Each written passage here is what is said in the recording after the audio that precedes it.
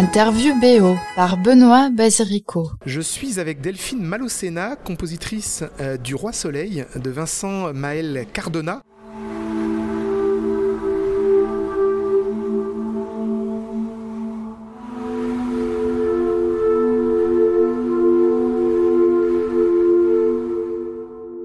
Donc c'est votre rencontre, comment s'est-elle faite ? Notre rencontre s'est faite au festival Sœurs Jumelles. On animait tous les deux une table ronde sur nos projets respectifs. Moi je parlais de la série Insoupçonnable d'Elie Wajman et lui parlait de la série De Grâce. Et à l'issue de cette table ronde, on a un petit peu parlé, on s'est rencontrés et de là est né un contact super intéressant, une envie éventuelle de travailler ensemble qui s'est confirmée pour Le Roi Soleil. Et quel a été le premier point de contact de l'inspiration, la lecture du scénario, la discussion ou directement l'image ? On a eu une discussion après ma lecture du scénario où Vincent m'a fait part de ses envies musicales, de cette envie que je m'inspire de Rameau notamment, que j'ai une écriture assez baroque, assez enlevée, peut-être avec du clavecin. Notre première discussion était autour du clavecin et puis finalement on a choisi le piano, mais au départ c'était une envie de clavecin.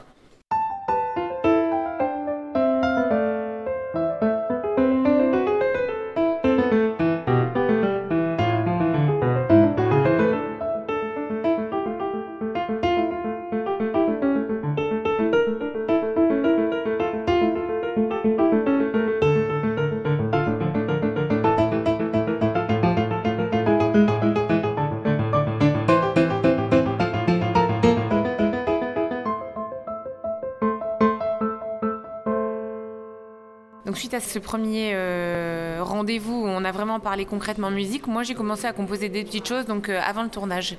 Et parmi les premiers thèmes que j'ai envoyés, on a en fait tous nos thèmes du film qui ont été faits lors de ce premier envoi. Donc c'est un film policier assez noir, criminel, qui se déroule dans l'enceinte d'un huis clos qui est le café qui s'appelle Le Roi Soleil. Mais il y a, en ouverture et en clôture, il y a l'évocation de Versailles. Et donc le clavecin de Rameau est présent dans le film. Et finalement, il y a une réminiscence du clavecin de Rameau dans la partition originale. En fait, il y a le lien. Oui, complètement. Moi, donc, je me suis inspirée de ce clavecin de Rameau pour qu'il y ait ce lien et cette évocation de Versailles.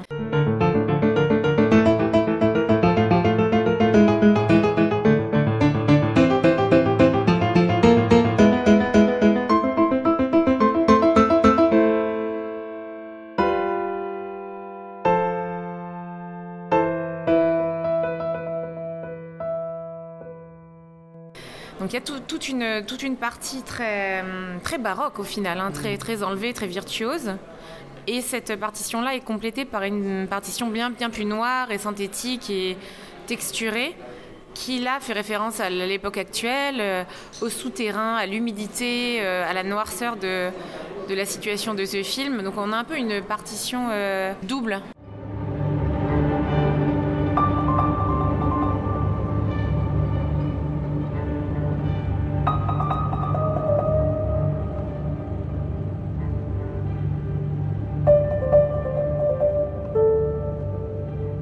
Et double en effet, et c'est vrai que quand on est dans le huis clos de ce café, il y a ces deux dimensions musicales, la dimension du thriller, de la tension, et puis toujours ce hors-champ qui renvoie à quelque chose qui dépasse les personnages, de plus grand qu'eux, presque quelque chose d'historique en fait, un peu comme s'ils avaient le poids de l'histoire. Oui, complètement. On a la partition très sombre qui évoque l'action qui est en train de se passer, donc une action très noire avec des morts, etc. Et en effet, il y a le poids historique, cette évocation qu'on retrouve à la fin du film sur la création de la loterie nationale, qui ramène aussi une pointe de légèreté et d'humour à toute cette situation et qui parle aussi, je crois, de la mise en fiction, comment on raconte des histoires, qu'est-ce qu'on se raconte, et c'est ça aussi un des sujets du film, je crois. Et puis un des sujets, c'est vraiment cette idée du rapport de pouvoir, de soumission et lié à l'argent, parce que donc le propos du film, c'est qu'un personnage dans ce café a gagné un billet de loterie, des millions d'euros, et ensuite c'est comment les personnages témoins de cela vont gérer la situation. Alors là, ce qui est fort dans le film, c'est que dit comme ça raconte pas le film. Ce qui est fort dans le film, c'est le côté puzzle, c'est-à-dire qu'il y a un montage qui nous fait revenir au point initial perpétuellement pour essayer d'explorer les différentes possibilités du scénario. Donc en fait, c'est comme s'il y avait plusieurs scénarios, Donc comment musicalement, un peu comme dans un jeu vidéo finalement, où il y a une interactivité, où il peut y avoir plusieurs scénarios, dans quelle mesure la musique va justement épouser le chemin de tous les possibles? Alors la musique accompagne quasiment, pas à chaque fois, mais quasiment le retour dans le temps, la transition. Il y a une musique notamment très étalée dans le temps qui intervient au moment où cette transition temporelle se fait. Et après, à l'intérieur de chaque chemin de scénario, la musique est composée par des variations. On a des variations du thème principal, donc qui ne sont jamais les mêmes, mais la musique prend elle-même des chemins différents au sein de chaque morceau. Est-ce qu'il y avait l'idée justement de correspondre à des synchros, c'est-à-dire qu'à un moment qu'on voit plusieurs fois, dans cette temporalité-là, il fallait que la même musique, le même moment puisse être présent? On s'est posé la question, mais on s'est dit que non, qu'on n'allait pas faire ça, qu'on allait le faire de manière un peu plus subtile. Et donc c'est pas la même musique qui intervient au même moment, mais c'est le même type de musique qui intervient dans chaque scénario, mais pas nécessairement au même moment. Et puis surtout qu'à chaque fois on vit différentes scènes en fonction des différents protagonistes. Donc est-ce qu'il y a cette idée aussi de relater la psychologie, le point de vue de personnages différents à chaque fois? Oui, parce que selon le chemin qu'on va prendre, on n'aura pas envie d'exprimer forcément la même chose. Il y a un chemin très sombre, et dans ce chemin-là où on part dans les sous-sols, là on a vraiment développé des synthétiseurs, développé plus des textures sonores, de l'enveloppement, tandis qu'il y a un autre chemin plus basé sur peut-être l'humour ou la répétition d'une situation. Là on a pu développer le thème baroque au piano. On a pu vous apprécier dans Chien de la Casse et Ivera Sokcho, qui avait un point commun, c'est-à-dire d'avoir une relation entre deux personnages dans une chronologie classique. Est-ce que ça a changé quelque chose musicalement pour vous d'avoir ce récit éclaté et avec une multitude de personnages? Ouais, ça change l'approche musicale. Ça change un petit peu. De toute manière, chaque film est complètement singulier. Hein, mais en effet, là, c'est un film choral.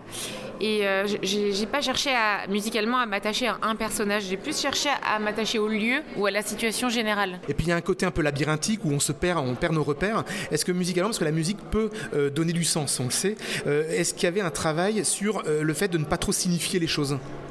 Ouais. On n'a pas voulu signifier trop les choses. En effet, on n'a pas voulu appuyer des situations. On a essayé de raconter quelque chose d'autre, quoi, une autre époque, une autre dimension, quelque chose qui n'est pas si littéral que ça, quoi. On a essayé de créer un univers global. Et d'ailleurs, dans la musique, les deux types de musique sont liés dans certains morceaux. Parfois, le temps se rejoint dans un morceau qui est très, par exemple, qui commence par ses synthétiseurs et qui est ponctué de piano baroque. Donc on a aussi cherché à lier les deux époques à travers la musique.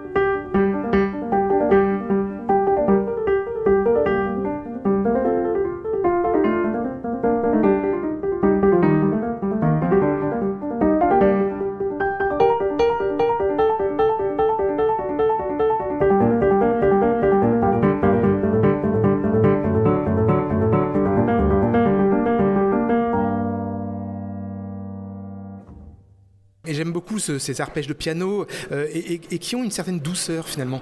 Cette douceur qui n'est pas forcément liée à cette intrigue qui est assez rude, assez dure. Les hommes donc ont leur virilité, mais les femmes peuvent aussi mentir. Enfin, disons qu'en fait, homme ou femme, tous les personnages ont une part d'ombre, une part de mauvais en quelque sorte, de trahison même aussi liée à ce billet d'argent.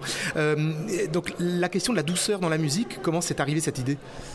Je pense que c'était intéressant de rajouter un peu de douceur déjà pour tenir, pour aider le spectateur à tenir dans la longueur du film, parce qu'il est quand même très dense, assez violent quand même, et c'est aussi un peu de respiration et un peu d'humour, quoi. Cette musique amène un peu de frivolité, de légèreté, de fictionnalité là-dedans. Oui, c'est vrai, il y a beaucoup de drôlerie dans le film liée à cette musique presque burlesque, dans ce côté un peu comme ça, comme une fugue, il y a un mouvement en quelque sorte, et c'est vrai que ça pourrait rappeler une comédie de Philippe Philippe de Broca. Alors c'est pas du tout le film, mais ce qui est intéressant, c'est comment la musique peut convoquer une autre cinématographie. Ouais, complètement. La musique n'est pas vraiment littérale en fait dans ce film, mais elle va convoquer des choses en elle-même, des choses historiques, des choses qui sont pas forcément racontées telles quelles dans le film, mais qu'on évoque via la musique.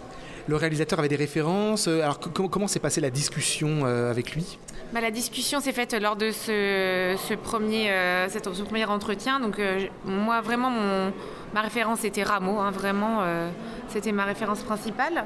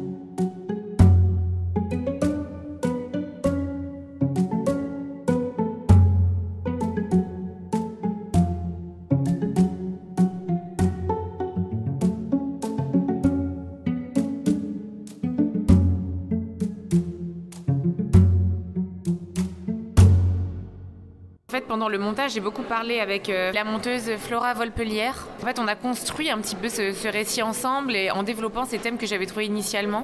Donc la relation avec Vincent et le travail s'est fait vraiment au cours du montage. On a affiné petit à petit la musique à mesure qu'on affinait que le montage s'affinait. Et ce bar, alors ce qui est intéressant aussi, ce qui m'a marqué, c'est que ce bar a 2 étages, donc il y a les sous-sols et l'étage du bar. Et même là, on est dans une sorte de hiérarchie entre les personnages du sous-sol et les personnages du dessus. Il y a ce piano frivole qui serait l'étage et toutes les textures angoissantes. Donc quel a été ce travail sonore pour les bas-fonds du bar en quelque sorte ? C'est exactement ça en fait. Le baroque et le frivole correspondent à l'étage du haut. Et à l'étage du dessous, on est dans la noirceur, dans la profondeur des canalisations et aussi un peu dans les profondeurs de l'âme quelque part. Donc c'est exactement ça en fait. Il y a ce double aspect physique par rapport à la topologie du lieu et ce double aspect d'époque qu'on a pensé. Donc ouais, c'est exactement ça.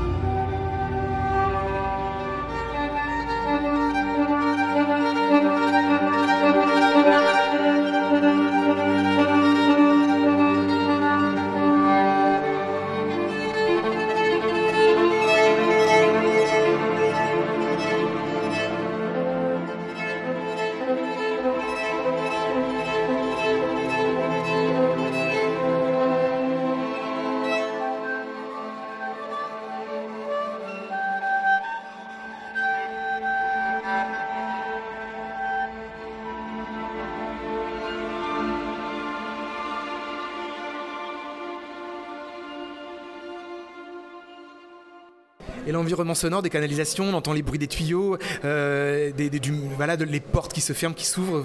Comment toi, qui as une dimension sonore souvent, et tu as été ingénieur du son, comment ça t'a parlé cette dimension sonore ?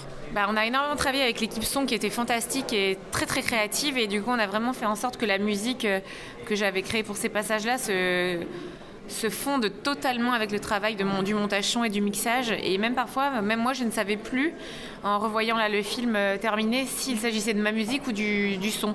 Tellement ça se lie à certains moments. Voilà, c'était vraiment un travail d'équipe. Alors il y a l'esquisse d'une romance dans le film, entre 2 personnages. Est-ce qu'il y avait l'idée aussi de l'esquisser dans la musique ? En fait, dans la partition baroque, il y a un thème un peu romantique en fait, qui se dégage de temps à autre.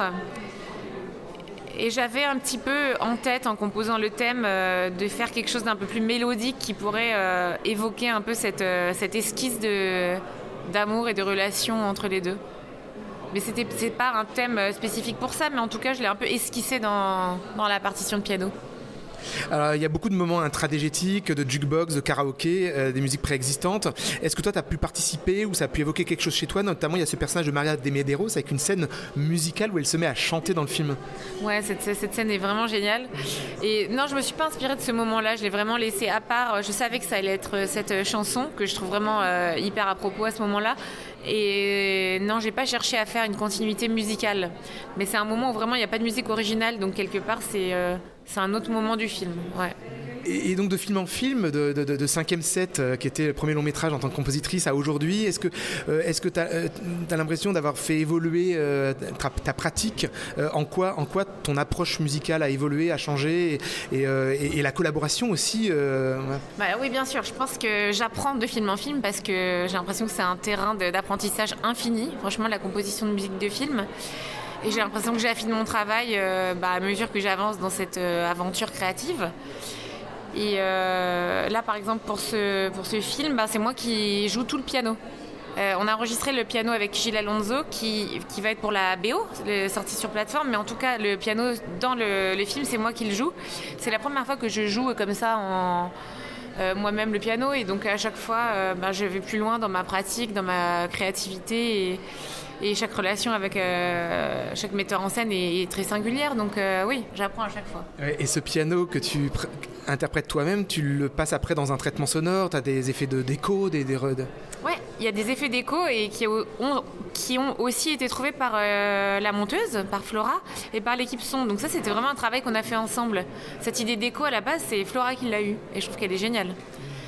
Elle a aussi eu quelques idées de séparer des îlots de piano pour les faire correspondre avec la narration que je trouvais incroyable et que vraiment je lui dois ça parce que c'est une très riche idée. Oui, parce qu'on parle très peu de la collaboration entre compositeur et monteur, monteuse, compositrice. Et donc elle intervient aussi dans des coupes.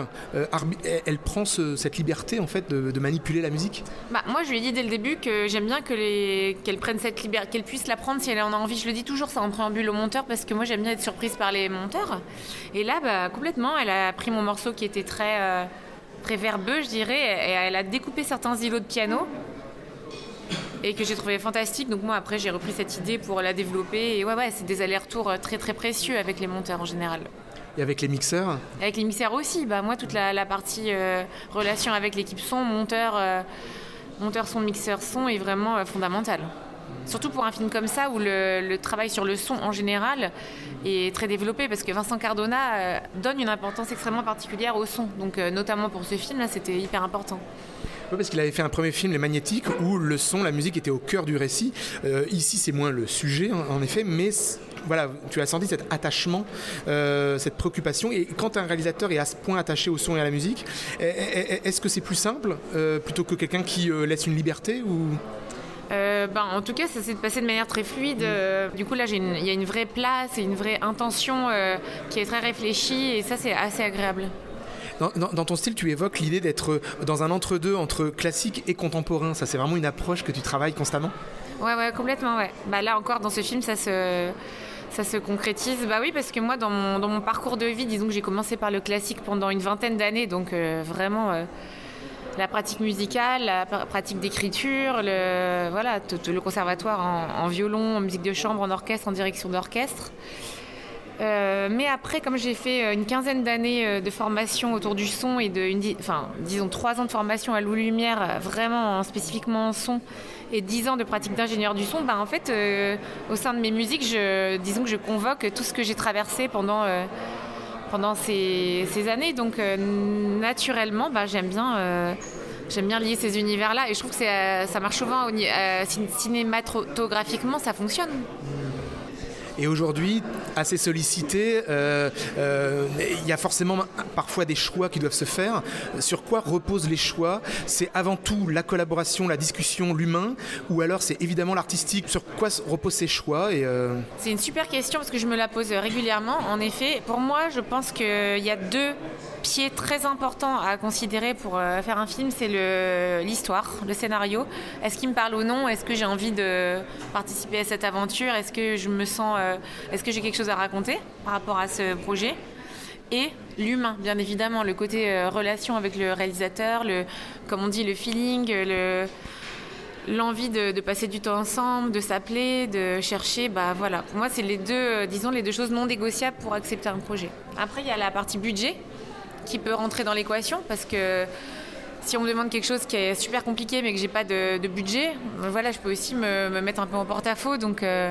Mais disons que c'est pas du tout un critère primordial. C'est-à-dire que s'il y a un scénario qui me semble incroyable, une relation incroyable et qu'il n'y a pas de budget, je peux complètement accepter le film si je pense que je peux fabriquer la musique avec ce budget. Et un brief avec le poids de Rameau derrière et une place à la musique préexistante n'empêche pas d'accepter un projet et d'y trouver sa place. Ah non, du tout, parce que je trouve que là, j'ai réussi à développer une belle partition qui est assez singulière et dont je suis très fière. Donc non, là, j'ai eu vraiment ma place. Et puis un réalisateur qui ne sait pas du tout ce qu'il veut, carte blanche, ardoise vide, est-ce que ça effraie ou au contraire, on se dit je vais y aller parce que j'aurai toute liberté? Moi j'aime bien, hein. C'est un peu un challenge que je trouve hyper intéressant et que je suis prête à relever. Après il faut aussi qu'on se mette assez vite d'accord sur un univers, sur des références parce que en fait tout est ouvert, donc il faut un peu circonscrire notre terrain de jeu, mais moi ça me plaît, hein. Et le travail technique, parce qu'il y a l'artistique, mais le travail technique, il y a souvent aussi l'idée d'avoir les derniers samples, pour que sa musique soit la plus singulière, d'éviter de reprendre des samples d'il y a 5 ans. Il y a cette idée comme ça de toujours se mettre à jour, parce qu'aujourd'hui il y a la place de l'électronique, du numérique qui est très présent. Ouais, moi je suis très très très geek en fait. Je suis toujours à l'affût de nouvelles sonorités, de nouvelles techniques. Moi ça fait vraiment partie du plaisir de la composition, quoi. Donc j'essaye en fait pour chaque BO d'avoir un univers sonore, d'avoir une empreinte et que quand on écoute la musique de ce film, quand on voit le film, on se dise ah ouais, il y a quelque chose de singulier. C'est pas une musique que j'ai entendue ailleurs. Enfin j'essaye, hein, c'est un challenge, mais c'est vraiment ma volonté en tout cas. Et pour terminer, dans les approches des contacts, il y a la France. Est-ce que les États-Unis restent quand même un domaine où c'est plus compliqué d'y faire quelque chose? J'ai quelques contacts quand même aux États-Unis. Là, je vais composer avec le même trio, avec Rim Lorenz et Clément Pieffer, la musique du film, du deuxième long métrage de Shane Atkinson, qui va s'appeler Le Cowboy. Mais parallèlement, j'ai quand même quelques contacts aux États-Unis, mais comme en ce moment politiquement c'est un peu compliqué, je sais pas trop ce que ça pourrait donner. Mais moi, j'aimerais bien essayer de travailler pour d'autres pays et pas que les États-Unis. D'ailleurs, là à Cannes, j'ai fait beaucoup de contacts avec des réalisateurs de différents pays et moi, j'adore. Ça m'ouvre beaucoup. En fait, j'adore travailler avec des réalisateurs étrangers. Merci beaucoup, Delphine Malocena, pour Le Roi Soleil de Vincent Cardona.